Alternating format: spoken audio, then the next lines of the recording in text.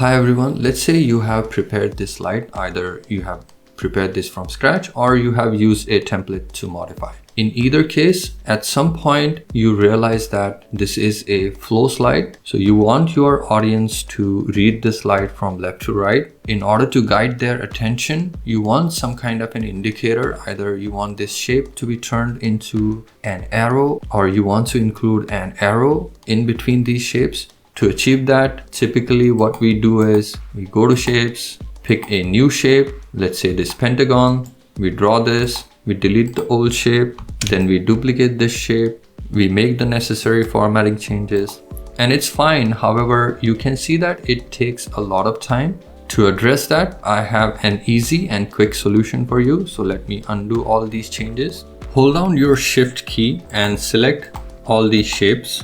Then click on Shape Format, click on Edit Shape, click on Change Shape, and you can change these 4 rectangles to any of these shapes. Sticking to our example, let's change these rectangles to this pentagon.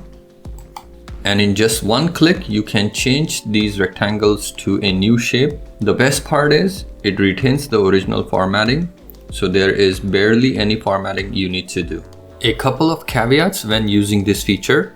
Let's say you have a rectangle like this and you want to replace this with a circle. So let's see what happens. You click on Shape Format, you click on Edit Shape, click on Change Shape, and you select an oval. As you can see, we didn't get a circle but an oval. That's because the new shape takes the dimensions of the original shape. So because we had a rectangle that was wider than it was taller, the oval took the same proportions. So you can see it's a lot wider than it is taller. So if you wanted a circle, you would need to have the original shape in the form of square.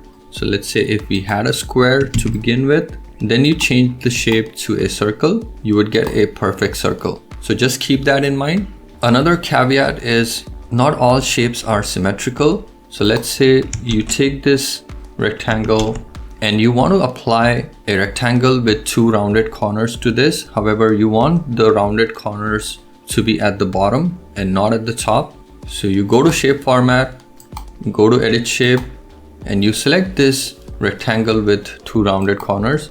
You can see that by default, it will always apply rounded corners on the top. To fix that, you will have to click on this shape and then go to Rotate and flip this vertically. So keep that in mind as well. Next, I want to take you through 9 use cases of this. You have already seen the first one. Let's see 9 more. So here is a typical slide you will see in PowerPoint many a times. There's nothing wrong with this, but it just looks too simple. We can make this interesting by turning these top rectangles to a rectangle with top corners rounded. So this one, and we can turn this one to have 2 of its bottom corners rounded. So same thing. So within a few clicks, you can turn your boring looking slides into visual slides. Here is a numbered list example. We have plain numbers here. We can make them look interesting. So the first step would be I would select all these numbers inside text boxes. Let's give them a darker color. Let's change the font color to a white. Now apply Change Shape feature to this. So we can turn this rectangle into a circle. Let's also reposition these.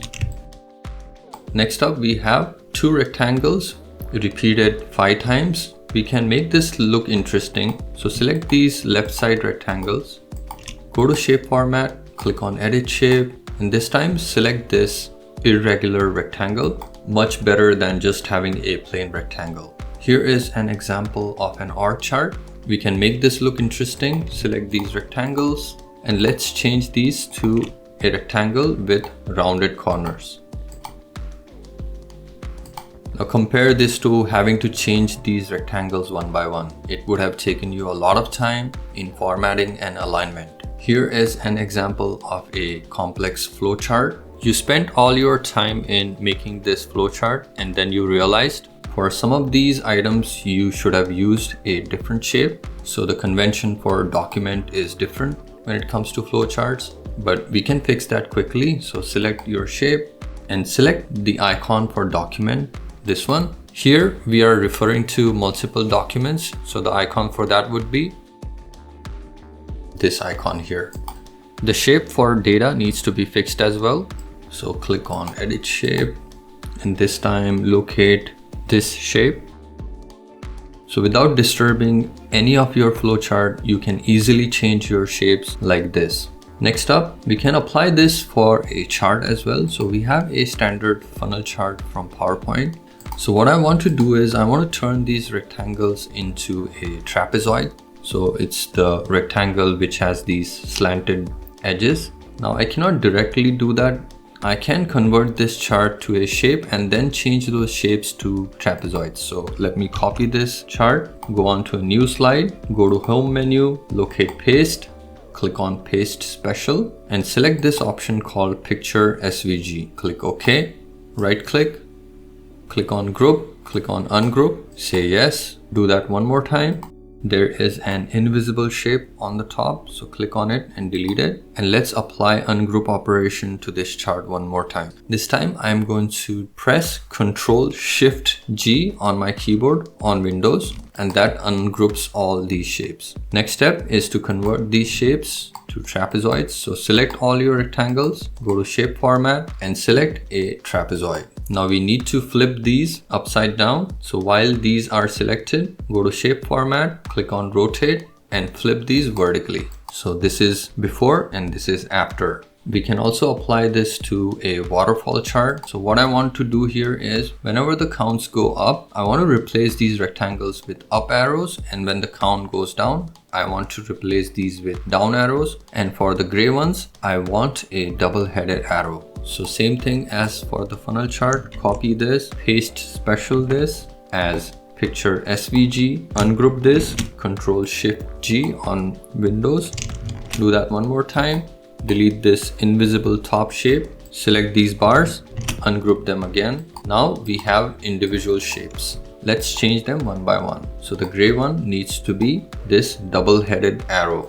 Click on this gray shape again, press F4 to apply the same formatting. Then select these blue rectangles and change this rectangle to an upward facing arrow. For the orange one, we need to change that to a downward facing arrow. That's your waterfall chart. Next, we can apply these to images. So here we have this image of a pattern. Now you cannot apply change shape feature to an image directly. So what I would recommend is first you apply this image to a shape. So I'm going to copy this image, Ctrl+C, then click on your shape, which is rectangle in this case, right click, click on format shape, open fill menu, click on picture or texture fill, then click on this clipboard button. What this does is whatever is in your clipboard, it will paste that onto this shape. So this is exactly what we want. On the left hand side, we have an image, but on the right hand side, we have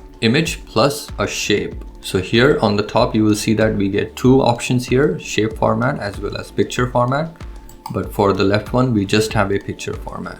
So once you have converted your image into a shape, you can apply change shape operations to this. As an example, we can change this shape to say a chevron. We can change this to anything you want.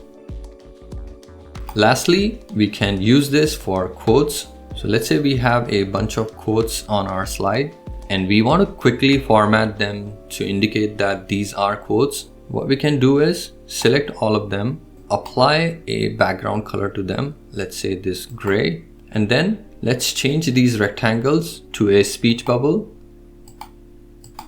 We have a bunch of options under callouts section. I'm going to select this second option. And there, of course, they still don't look that good, but it's better than just having text. So I hope you found this useful. If you did, please leave a like and subscribe for future videos, and I will catch you next time.